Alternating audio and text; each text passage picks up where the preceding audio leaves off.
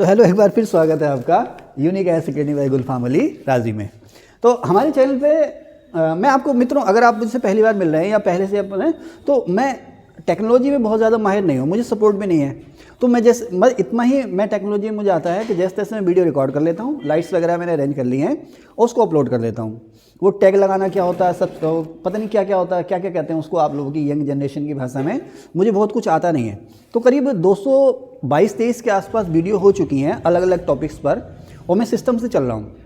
तो मैंने उनको सजाया संवारा नहीं है, आप लोग उनको सर्च कर लीजिए, सारी वीडियो आपको मिलेंगी। थोड़ी सी मेहनत करनी पड़ेगी आगे। मुझे अब कोई टेक्निकल सपोर्ट मिली तो मैं अपने साथ कोई अपना कोई सहयोगी, अपना कोई दोस्त ऐड करके इसमें मैं आपको इस तरह से मैनेज भी कर दूंगा कि ताकि वीडियो आपको आसानी से मिल जाए। मेरे पास टेक्निकल सपोर्ट बहुत ज़्यादा नहीं है, वो फाइनेंशियल क्राइसिस है, लेकिन कंटेंट खूब अच्छा है, आप लोग ढूंढिए आपको मिलेगा। ओके, तो हम लोग एंग्लो मराठा एंग्लो मैसूर वार की बात कर रहे हैं। अब तक हम इस वीडियो को हम लोग 3 पार्ट बना चुके हैं, अब हम चौथे पार्ट में पहुंच गए हैं। अब बहुत ज़्यादा भूमिका मैं बनाऊंगा नहीं, मैंने पहला एंग्लो मराठा वार और पहला एंग्लो मैसूर वार मैंने जो है, थोड़ा सा जुबान लड़खड़ाने लगी, थक गया हूँ क्योंकि लगभग 4 घंटे हो गए मुझे रिकॉर्डिंग करते हुए। तो पहला एंग्लो मराठा वार और एंग्लो मैसूर वार मैंने कवर कर लिया है पिछले 3 पार्ट में। अब चौथा पार्ट है इसका, ठीक है। तो इसमें हम आगे चलेंगे। सलवाई की संधि हो गई ना भाई, हैं, सलवाई की संधि हो गई। और अब हम देखेंगे कि जो सेकंड एंग्लो मैसूर वार है वो किस वजह से और क्यों शुरू हुआ। आप देखें 1767 से 69 तक हैदर अली और अंग्रेज़ों के बीच में झगड़ा हुआ। 1769 1769 में युद्ध विराम हो गया। दोनों ने कहा भी कि भाई आगे से हम लोग नहीं लड़ेंगे, और अगर कोई दूसरा पक्ष हम पर हमला करेगा, तीसरा पक्ष हम पर हमला करेगा एक दूसरे पर, तो हम जो हैं एक दूसरे का साथ देंगे। लेकिन चाहे वो पहले मराठा वार के दौरान सलवाई की संधि हो या पहले मैसूर वार के दौरान मद्रास की संधि हो, ये केवल युद्ध विराम थे, ये केवल युद्ध विराम थे। ऐसा नहीं था कि झगड़े जो हैं हमेशा के लिए ख़त्म हो गए, क्योंकि भारत जो था उस समय ना, भारत जो था वो एक खुला मैदान था। सभी शक्तियां जो थीं आपस में होड़ कर रही थीं कि ज़्यादा से ज़्यादा इलाका कौन निपटा ले, कौन समेट ले। इसमें एक और मराठे थे जो पूरे भारत को जीतने का ख्वाब देख रहे थे, दूसरी ओर अंग्रेज वो भी पूरे भारत को जीतने का ख्वाब देख रहे थे। तो यहीं पर हैदर अली जैसी शक्तियाँ थीं जो पूरे दक्षिण भारत पर अपना प्रभुत्व जमाने की कोशिश कर रहे थे। तो क्लैश तो लाजमी थे, युद्ध विराम भले ही हो गए हों, लेकिन पता है कि बाद में इनमें फिर से झगड़े होने हैं, और दोनों ही पक्ष या तीनों ही पक्ष जो हैं वो युद्ध की तैयारियाँ कर रहे थे। तो ऐसे में मैंने आपको बताया, देखो यहाँ पर एक मैंने लिखा है शॉर्ट में कि सन 1776 में 1776 में अमरीकी क्रांति शुरू हो गई। अब अमरीकी क्रांति क्या है आसिया, आपको जैसे अंग्रेजों ने हमारे यहाँ कब्जा किया ना, वैसे ही यूरोपियों ने या अंग्रेजों ने अमेरिका में भी कब्जा कर लिया था। अच्छा, अमेरिका महाद्वीप, जैसे हमारे भारतीय महाद्वीप में आप देखें ना कि कहीं पर पुर्तगाल का कब्जा था, तो कहीं डच भी थे, तो कहीं डेनिश भी थे, तो कहीं फ्रांसीसी भी थे, लेकिन सबसे ज़्यादा जो फैले हुए थे वो अंग्रेज फैले हुए थे। उसी तरह से अमेरिका में भी हॉलैंड के लोगों का, फ्रांस के लोगों का, है ना, इंग्लैंड के लोगों का, स्वीडन के, डेनमार्क के लोगों का कब्जा था। यहाँ तक कि नॉर्वे के लोग वहाँ पहुँच चुके थे, लेकिन सबसे ज़्यादा जो फैलाव था अमेरिकी महाद्वीप पे, उत्तरी अमेरिका जो आज का मैक्सिको और यूएसए और कनाडा है। इसमें पूरा का पूरा कनाडा फ्रांस के कब्जे में था, पूरा का पूरा कनाडा फ्रांस के कब्जे में था, और जो वर्तमान अमेरिका में है उसमें ज़्यादातर हिस्सा जो था वो इंग्लैंड के कब्जे में था। अब 1776 में अमेरिका में, जो आज का यूएसए है ना, यूनाइटेड स्टेट्स ऑफ अमेरिका, यहाँ पर अंग्रेजों के खिलाफ अब्राहम लिंकन के नेतृत्व में बगावत शुरू हो गई। इसी को हम कहते हैं अमेरिकी क्रांति।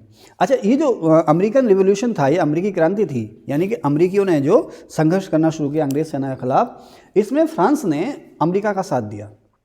फ्रांस के लोगों ने या फ्रांस की सेना या फ्रांस के राजा ने अमेरिका का साथ दिया। इससे इंग्लैंड और फ्रांस में दुश्मनी शुरू हो गई।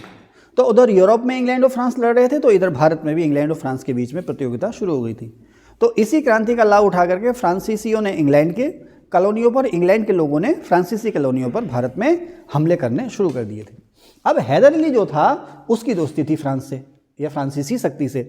अब जब क्रांति शुरू हुई तो उसी समय इस क्रांति का फायदा उठा करके अंग्रेजों ने माहे पर हमला किया। माहे कहाँ पर है? ये रही माहे, मालाबार तट पर, इस जगह पर, ठीक है ना। केरल में माहे सभी लोग जानते हैं, पांडिचेरी, माहे, यनम, कराईकल और पांडिचेरी, ये 4 मिलकर के क्या बनाते हैं? पांडिचेरी बनाते हैं ना। तो माहे पर अंग्रेजों ने हमला कर दिया। हैदर अली इसे अपने संरक्षण में मानता था, फ्रांसीसी बस्ती थी। हैदर अली ने यह हमला जो था खुद पर हमला मारा। अच्छा, हैदर अली वैसे भी अंग्रेज़ों से नाराज़ था, जैसे कि मैंने अभी आपको थर्ड पार्ट में बताया कि 1771 में मराठों ने हैदर अली पर हमला किया था, लेकिन अंग्रेज़ों ने हैदर अली का साथ नहीं दिया।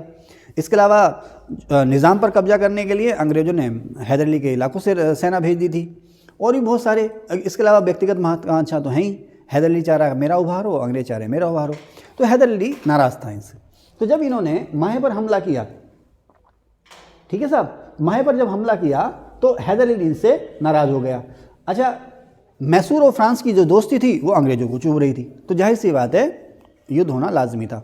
लेकिन अगर आपसे कोई पूछे कि सेकेंड एंग्लो मैसूर वार का तात्कालिक कारण क्या था, जैसे हम कहते हैं ना 1857 के विद्रोह का तात्कालिक कारण क्या था, चर्बी वाले कारतूस, तो उसी तरह से आपसे कोई पूछे कि सेकेंड एंग्लो मैसूर वार का तात्कालिक कारण क्या था, तो अंग्रेजों का माहे पर हमला। माहे किसकी कॉलोनी थी? फ्रांसीसियों की या फ्रेंच कॉलोनी थी। युद्ध शुरू हो गया। युद्ध की जो शुरुआत हुई वो 1780 में शुरू हुई, और मैंने यहाँ पर देखो लिखा भी है, यहाँ पर देखो सेकेंड मैसूर वार या सेकेंड एंग्लो मैसूर वार 1780 से 1784 तक, ये जो है कुल 4 साल चला। इसमें हैदर अली जिंदा था, हैदर अली ने अंग्रेजों को खूब नुकसान पहुंचाया। टीपू युवा हो चुका था, राजकुमार था, उसने भी अंग्रेजों को खूब नुकसान पहुंचाया। कहीं हैदर अली और टीपू जीते, कहीं अंग्रेज और हैदर अली जीते, कहीं अंग्रेज जीते, कहीं हैदर अली टीपू जीते तो कहीं अंग्रेज जीते, है ना। दोनों पक्षों ने एक दूसरे को नुकसान पहुंचाया इसमें। तो इसमें एक और हैदर अली और टीपू थे और दूसरी ओर था वॉरेन हेस्टिंग्स। इस युद्ध के समय, चाहे वो पहला एंग्लो मराठा वार हो या दूसरा एंग्लो मैसूर वार हो, इस समय भारत में जो गवर्नर जनरल था वो वॉरेन हेस्टिंग्स था, है ना। इसको आपने याद रखना, और मैंने इसीलिए जो नोट्स जो हैं अलग अलग क्लासीफाई किए हैं ताकि आपको आगे याद करने में इनको आसानी हो जाए। अब ये युद्ध किस ट्रीटी से खत्म हुआ? 1784 में मंगलोर की संधि से। कर्नाटक में ही है, जैसे मंगलोर अलग है, बंगलोर अलग। 1784 में मंगलोर की संधि हुई, इस ट्रीटी से ये जो था वो युद्ध समाप्त हुआ। और ये ट्रीटी की थी मद्रास के गवर्नर मैकार्टनी की थी, मैकार्टनी और टीपू के बीच में हुई थी। ये जो मंगलोर की संधि 1784 में हुई, ये मैकार्टनी मद्रास का गवर्नर और टीपू के बीच में हुई थी। टीपू के बीच में क्यों हुई? क्योंकि 1782 में इस युद्ध के दौरान, अक्सर सवाल आता है कि किसकी युद्ध के दौरान मौत हो गई थी, तो 1782 में इस युद्ध के दौरान हैदर अली की बीमारी से मौत हो गई थी। उसके बाद टीपू ने इस युद्ध को जारी रखा था। अब इस युद्ध के बीच में बहुत सी झड़पें हुई, जैसे इधर आप देखेंगे, मैंने यहाँ लिखा भी है। तो फर्स्ट एंग्लो मैसूर वार जो 67 से 69 के बीच में था, सर मैं दिखाई दे रहा हूं, मैं दिखाई दे रहा हूं सर। तो जो फर्स्ट एंग्लो मैसूर वार है 1767 से 69 के बीच में, उसमें तमिलनाडु में एक जगह है अंबर पर हैदर अली ने घेरा डाल दिया था। अंबर, इस AMBUR, कहीं इसको अंबूर भी लिखते हैं, कहीं अंबर भी लिखते हैं। सवाल खूब आता है कि अंबूर का घेरा किसने कब कहाँ, तो अंबूर तमिलनाडु में है, ध्यान रखना बेटा, अंबूर तमिलनाडु में है। तो पहले एंग्लो मैसूर वार के समय में इस अंबूर को जो घेरा था हैदर अली ने घेरा था, लेकिन वो इसे जीत नहीं पाया, ठीक है ना, इसे जीत नहीं पाया क्योंकि इससे पहले कि उसको जीतता दूसरी फौज की सहायता मिल गई अंग्रेजों को। फिर अंबूर का घेरा हटा करके उसने मद्रास को घेर लिया। मद्रास प्रेसिडेंसी, जो अंग्रेजों का मद्रास में या कोरोमंडल में कोर एरिया था, उसको घेर लिया हैदर अली ने। लेकिन मामला बना नहीं। मामला इसलिए नहीं बना कि इससे पहले यहाँ कोई नतीजा निकलता। वॉरेन हेस्टिंग्स ने जो दूसरी सेना भेजी थी, उसने बंगलोर जीत लिया, बंगलोर जो कि हैदर अली कब्जे में था, इसलिए वहाँ से उसको हटना पड़ा। किसको हटना पड़ा? हैदर अली को, ठीक है। अब जो सेकंड मैसूर वार है, सेकंड मैसूर वार में ही मद्रास के पास है अर्काट। क्या है? अर्काट। कहीं इसको अर्काट लिख देते हैं, नहीं आरकाट लिख देते हैं। मद्रास के पास ही अर्काट। बेल्लोर सुना? बेल्लोर, वो भी वहीं, बेल्लोर मठ सुना है ना, वही वही है। तो 1780 में अर्काट में टीपू ने कर्नल वैली की हत्या की। ये सवाल खूब आता है कि कर्नल वैली कौन था, इसको किसने मारा और कहाँ पर मारा। अर्काट में सेकंड एंग्लो मैसूर वार के दौरान टीपू सुल्तान ने, टीपू जो कि इस समय प्रिंस था, सुल्तान नहीं था, टीपू ने कर्नल वैली की हत्या की। युद्ध के मैदान में ही तलवार से इसको काट दिया था, कर्नल वैली को, ठीक है। इससे हाहाकार मच गया था अंग्रेज सेना में। उसके बाद 1781 में हैदर अली ने हेक्टर मुनरो को हराया। ये हेक्टर मुनरो वही है जो बक्सर के बैटल में था। कितना पावरफुल सेनापति था ये। तो दोनों बाप बेटे जो थे अंधाधुंध वार कर रहे थे, किस पे? अंग्रेज सेना पे। और अंग्रेज सेना जगह जगह मात कर रही थी कि 81 में हैदर अली ने हेक्टर मुनरो को हराया। लेकिन होता क्या है कि अंग्रेजों ने सिंधिया पर दबाव बनाया, महाजी सिंधिया। अभी पहले अंग्रेज मराठा वार की बात मैं कर रहा हूँ, तो उसमें क्या हुआ? कुछ खास तो नहीं। अभी पहले अंग्रेज मराठा वार की बात कर रहा हूँ मैं, पहले अंग्रेज मराठा वार में मैंने आपको बताया था, जो तीसरा या दूसरा पार्ट से मैंने बताया, पहला अंग्रेज मराठा वार कब से कब तक हुआ था? 1775 से 82 के बीच में। इसमें मराठों ने निज़ाम और हैदर अली को अपने पक्ष में ले लिया था, और निज़ाम हैदर अली को अपने पक्ष में लेने के बाद अंग्रेजों को जगह जगह धूल चटानी शुरू कर दी थी। इससे अंग्रेज बैकफुट पर आ गए थे, मराठों के खिलाफ भी बैकफुट पर आ गए थे और हैदर अली के खिलाफ भी बैकफुट पर आ गए थे, क्योंकि अंग्रेजों को अब इस समय 2 मोर्चों पर लड़ाई लड़नी पड़ी, 2 नहीं 3 मोर्चों पर। उन्हें मराठों से भी लड़ना है, मैसूर से भी लड़ना, और फ्रांसीसियों का भी खतरा उनको पूरा है, फ्रांसीसियों का खतरा ही पूरा है उनको। तो ऐसे में वारेन हेस्टिंग्स ने बड़ी धार्य चालाकी और समझदारी से काम किया, उधर कैप्टन पोफम और कर्नल गोडार्ड। तो अब कैप्टन पोफम ने, जो मैंने आपको थर्ड पार्ट में पढ़ाया, आप लोग दोबारा देख लेना उसको, मैं यहाँ उसको रिपीट नहीं करूँगा, कि पहले एंग्लो मराठा वार के समय वारेन हेस्टिंग्स ने बड़गांव की जो संधि हुई थी 1779 में, उसको नकार दिया था। उसको नकारने के बाद बंगाल से 2 सेनाएं भेजी थी, एक कर्नल पोफम के नेतृत्व में और एक कैप्टन पोफम के नेतृत्व में समुद्र के रास्ते से, और एक कर्नल गोडार्ड के नेतृत्व में मध्य भारत के ज़मीनी रास्ते से। तो इसमें जो कैप्टन पोफम था, इसने आगे बढ़ करके ग्वालियर पर कब्जा कर लिया था, जो कि महाजी सिंधिया का गढ़ था। इससे महाजी सिंधिया पर दबाव पड़ गया, महाजी सिंधिया पर दबाव पड़ा, और महाजी सिंधिया पर दबाव पड़ा जब, तो महाजी सिंधिया को अंग्रेजों ने कहा कि भाई हम तुम्हें तभी बख्शेंगे, तुम जो है मराठों को अलग करो, किससे? हैदर अली से।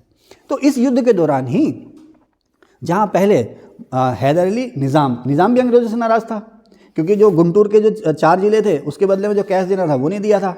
गुंटूर नहीं, उत्तरी सरकार के 5 जिले थे, तो उत्तरी सरकार के 5 में से 4 जिले अंग्रेजों ने छीन लिए थे निज़ाम से, और जो 5वां जिला गुंटूर था वो भी बाद में हड़प लिया। तो निज़ाम भी नाराज़ था, अपने इलाके वापस चाहता था।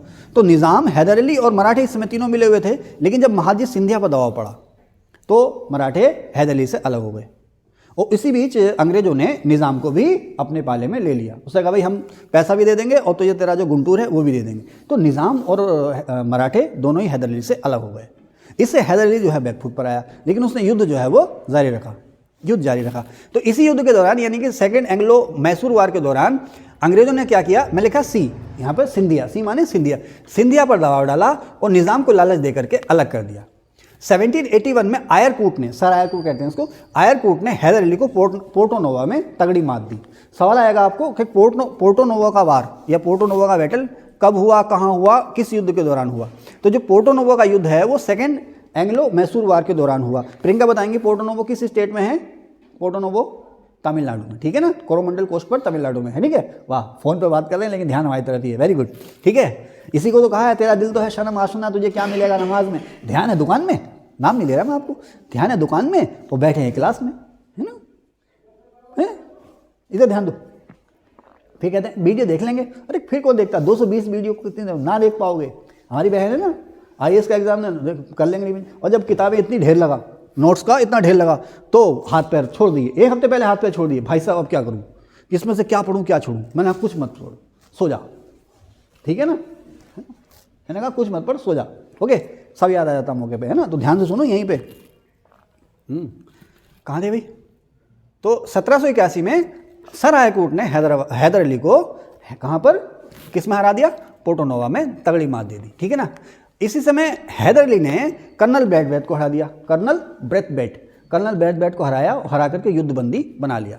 कहने का मतलब ये है कि दोनों पक्ष में कभी कोई ढीला तो कभी कोई तगड़ा, है ना, कभी कोई हार रहा तो कभी कोई हार रहा, लेकिन युद्ध का कोई नतीजा निकल के आ नहीं रहा। इसी बीच हैदर अली की मौत हो जाती है 1782 में, लेकिन टीपू सुल्तान युद्ध जारी रखता है। अब 1782 में अंग्रेज और मराठा वार खत्म हो गया, पहला अंग्रेज मराठा वार खत्म हो गया सलवाई संधि से। अंग्रेजों का पूरा ध्यान किसकी तरफ को आ गया? हैदर अली या टीपू की तरफ को आ गया। हैदर अली मर गया, उसकी जगह किसने ली? टीपू ने युद्ध जारी रखा। लेकिन बाद में 1784 में जब देखा कि भाई युद्ध का कोई नतीजा निकल नहीं रहा है, तो इन दोनों ने टीटी कर ली। 1784 में कहाँ की टीटी गई? मंगलोर की संधि। यहाँ पर मैंने कहीं लिखा होगा मंगलोर की संधि की संधों के बारे में, शर्तों के बारे में, मंगलोर अंग्रेज निजाम टीटी हो गई, और फिर श्रीनगर मंगलोर टीटी, शायद मैंने इसमें कहीं लिखा होगा मंगलोर की टीटी। कहाँ पर कहीं लिखा है? बीच, यहाँ पे, इससे आगे कहाँ जाऊँ? ऊपर नीचे हैं? ऊपर कहाँ? यहाँ पर, इसे हाँ ये है, ठीक है ना। तो 1784 में है मंगलोर की टीटी, किसके बीच हुई? मद्रास के गवर्नर मैकार्टनी और टीपू के बीच में। इससे जो है सेकेंड एंग्लो मैसूर वार खत्म हो गया। अच्छा, यहीं पर 2 नाम आते हैं, कर्नल बुस्सी और एडमिरल सफरिन।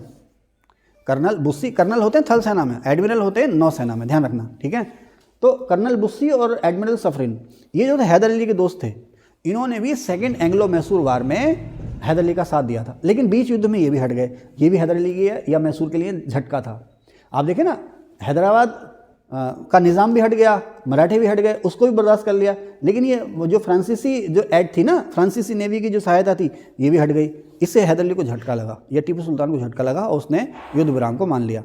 तो ये जो है ना आपके सफरीन, इसने 3000 की, ये सफरीन जो था एडमिरल सफरीन 3000 नाविकों की सेना लेकर के इस युद्ध में इसने हैदर अली का साथ दिया था। उसी तरह से कर्नल बुस्सी ने भी किसकी मैसूर की सहायता की थी अंग्रेजों के खिलाफ। ओके, थर्ड मैसूर वार में नहीं, सेकंड मैसूर वार, थर्ड मैसूर वार में नहीं, सेकंड मैसूर वार में। फिर से बता दूं मैं, सेकंड मैसूर वार में फ्रांसीसी कमांडर कर्नल बुस्सी और सफरीन ने भी किसका साथ दिया था? मैसूर का। लेकिन ये बाद में अलग हो गए थे। क्यों अलग हो गए थे? अलग इसलिए हो गए थे क्योंकि यूरोप में इंग्लैंड और फ्रांस के बीच समझौता हो गया था। उन्होंने कहा भी भारत में तुम्हारी जो भी बस्तियां हम छोड़ देंगे। फ्रांसीसियों की, इंग्लैंड ने कहा कि भारत में फ्रांसीसियों की जिन इलाकों पर हमने कब्जा किया वो हम छोड़ देंगे, हम एक दूसरे से ना यूरोप में लड़ेंगे न यहाँ लड़ेंगे।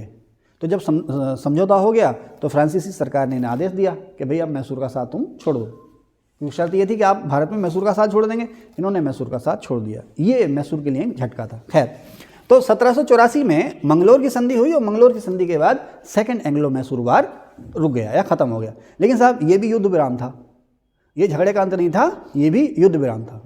उसके बाद अब अंग्रेज़ों ने जो है पूरी व्यवस्था करनी शुरू कर दी कि भाई टीपू सुल्तान का मामला पूरी तरह से हल करना है।